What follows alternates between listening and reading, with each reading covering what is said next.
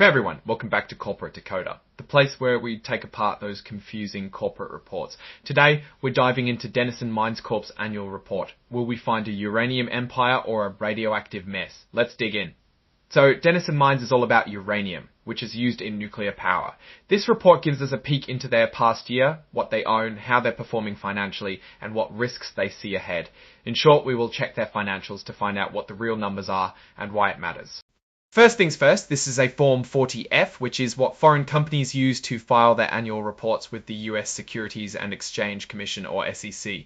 It's basically their yearly check-in to keep investors informed. This report covers Denison Mines' activities for the whole year of 2024, so we're getting a complete picture of their performance over those 12 months. As of the end of 2024, Denison had about 895 million common shares outstanding. This number is important because it's used to calculate things like earnings per share, which tells you how much profit is allocated to each share.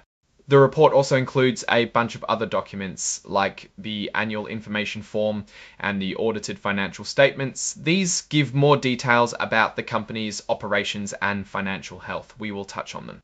Now, the company is required to add something called a cautionary statement.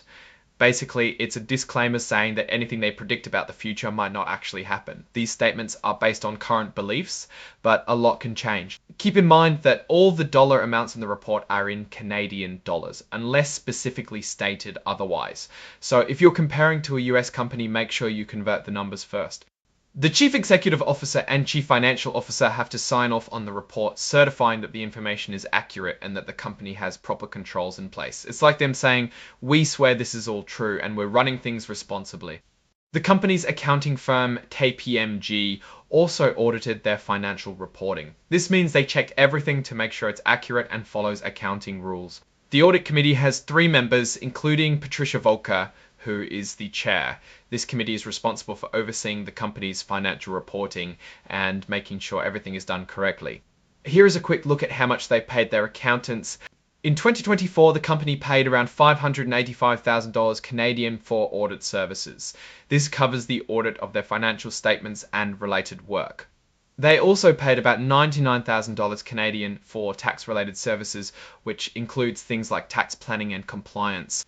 There were no other fees paid for other types of services. The report mentions that the company has to set aside money for cleaning up their mine sites once they're finished. This is called a reclamation liability. The audit committee, which is responsible for overseeing the company's financial reporting, includes Patricia Volker, Ken Hartwick, and David Newberger. Denison Mines is listed on both the Toronto Stock Exchange and the NYSE American. Since they're a Canadian company listed in the US, they get some exceptions to certain US rules. This section is not applicable to the company. The filing has many consents from professional geologists. Now, let's step back and put all of this into perspective. Denison Mines is navigating a complex industry with lots of potential, but also lots of risks. The demand for uranium is directly tied to the growth of nuclear power, which is facing increasing support as people look for alternatives to fossil fuels. However, the price of uranium can swing wildly, which can really affect Denison's profits. Also, mining projects take a long time to develop, and there's always a chance that something could go wrong, like unexpected costs or regulatory delays. From the look of things, the leaders at Denison Mines seem to be taking the right steps. They're focusing on being responsible when it comes to the environment, and they're open about the risks they face. Is Denison Mines building a uranium empire or just creating a radioactive mess? Honestly, it looks like they're working hard to build something solid, but the uranium business is always going to be a bit of a gamble. The demand might be there, but so is the risk. Thanks for watching. If you found this breakdown helpful, please like, comment, and subscribe for more deep dives into the world of corporate filings.